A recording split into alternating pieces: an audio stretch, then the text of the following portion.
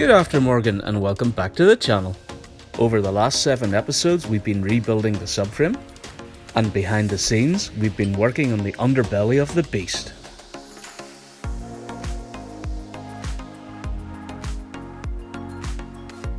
And this picture might explain why there's no footage of this work, because cleaning, rust treating, painting and waxing the underbelly was not much fun.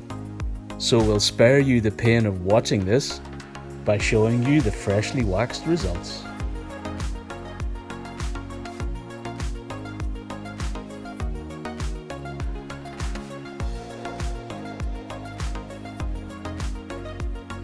And there's still some threads needing some copper grease.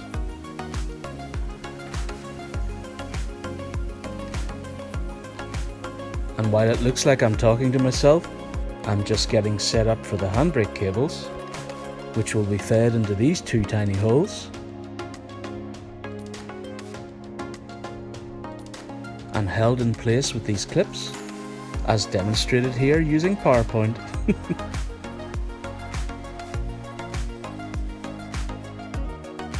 With the beast underbelly now prepared, it's time to extract ourselves and go and collect the subframe. Junior support member number 1 is on hand to assist.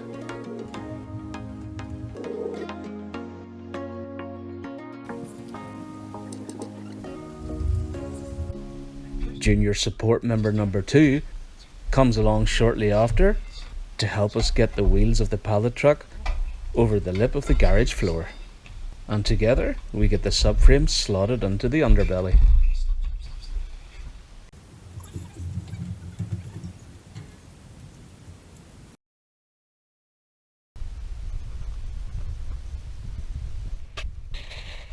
And now it's finally time to get the subframe back into where it belongs. Don't forget the handbrake cables.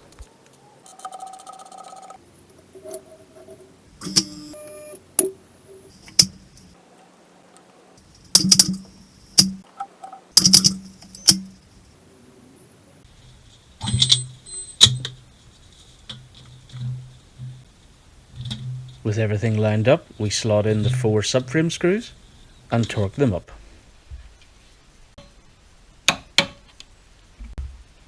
There's just about enough space to do this because the subframe is still on the pallet, but with all the bolts torqued up,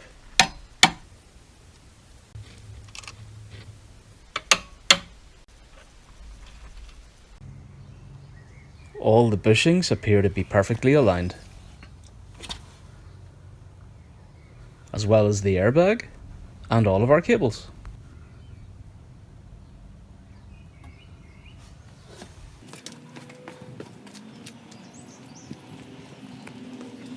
Thankfully it's the same on the other side.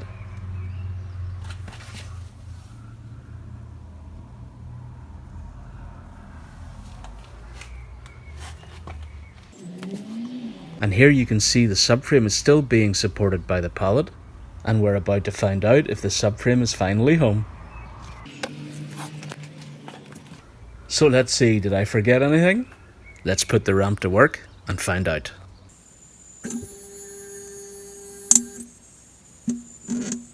Ah, success! And no PowerPoint handbrake cables this time.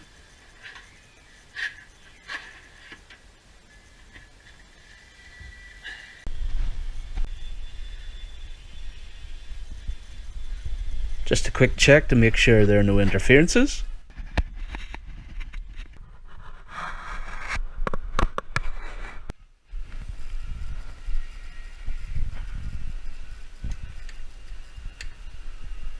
And finally, the subframe is back in her car.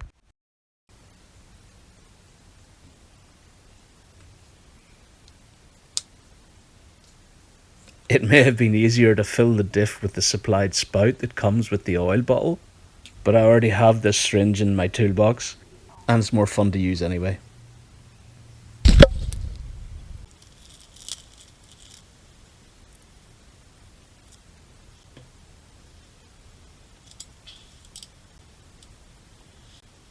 Just a little diff oil additive, as this was a used diff.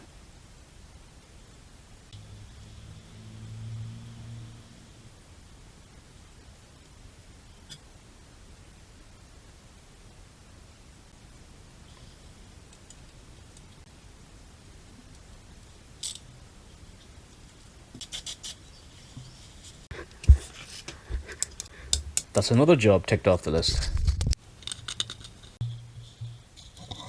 Now it's the heat shield for the exhaust,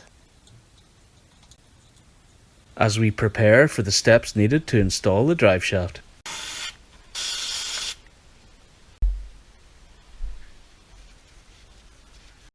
How I install the driveshaft. Preload the centre bearing, torque the guibo, torque the CV joint nuts, finally torque the driveshaft nut. Let's make a cutaway view to make this explanation a bit easier. We start with the gearbox output flange,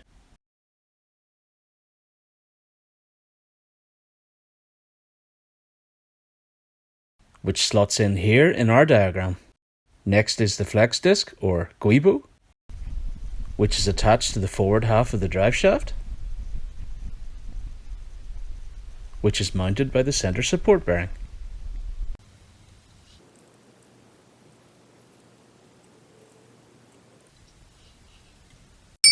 And here's the mark we already transferred from the old guibo to the new one, which lines up with the mark on the gearbox output shaft.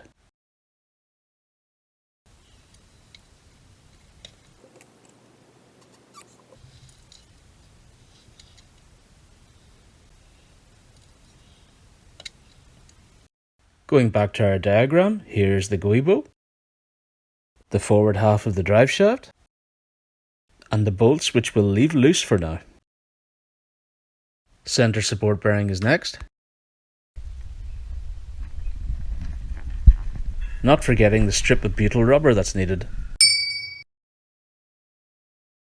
BMW actually list a part number for the butyl strip,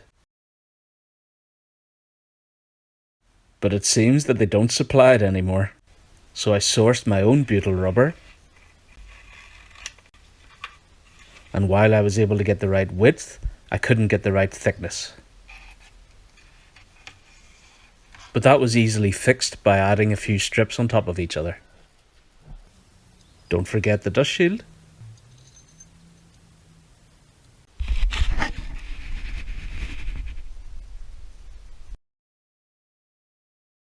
And here's where the centre support bearing sits on our diagram.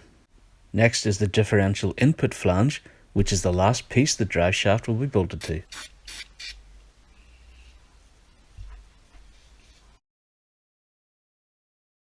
And that's located here on our diagram and directly bolted to the driveshaft CV joint.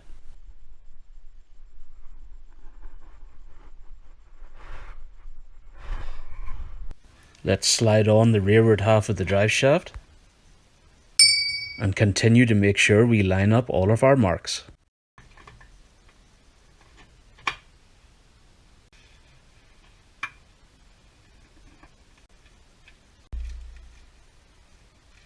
New washer for the driveshaft centre bolt.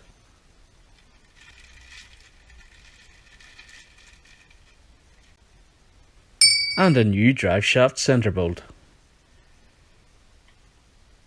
It is quite fiddly to install, but take your time and it ends up here. Back to school for a second, and the CV joint and rearward half of the driveshaft, not forgetting the driveshaft bolt, and making sure everything is still loose at this point. Now we're ready to preload the centre support bearing.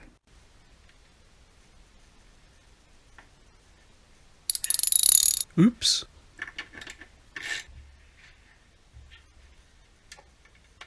Pushing on one side of the bearing, we nip up the nut, but not too tight. Then push the other side of the bearing and nip up that nut, and then take the remaining slack out of the other side. And now we can torque up the nuts properly.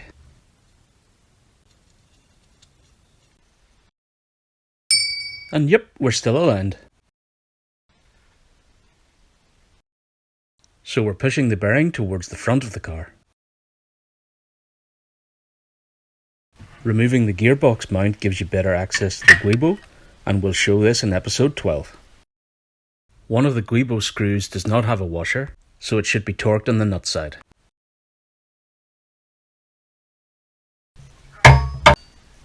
but there's no space to get the torque wrench on the nut side. So I used a slightly alternative method, keeping the torque wrench still on the bolt head side, using a long spanner on the nut side. I put all the torque through the spanner onto the nut, and I activated the torque wrench through the screw itself. We can move on to the CV joint nuts.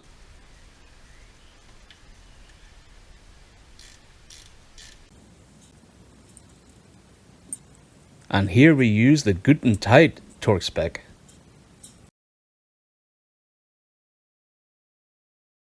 Which is also reused for the driveshaft bolt.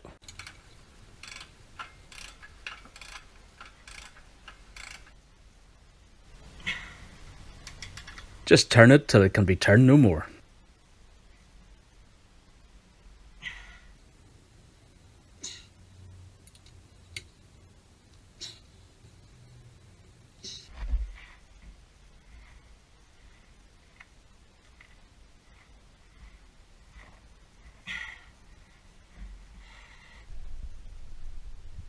And this is what it looks like when the center support bearing is preloaded. Under tension, this rubber part is lengthened. As delivered without tension, it's a bit shorter.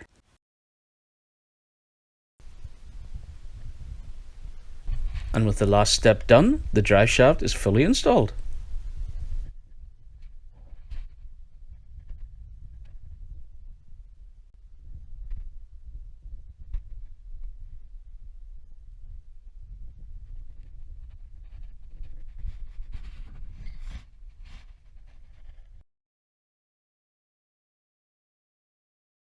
By preloading the center bearing with everything loose, the Guibo sees no stress, and the back of the driveshaft is free to be properly engaged to the diff by following this tightening sequence.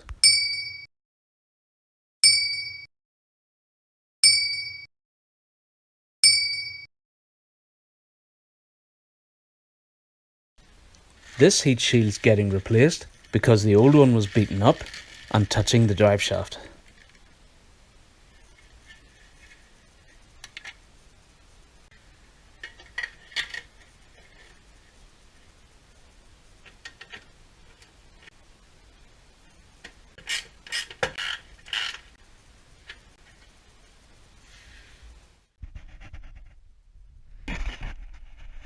Thankfully the new one maintains this clearance and keep my nice shiny driveshaft shiny.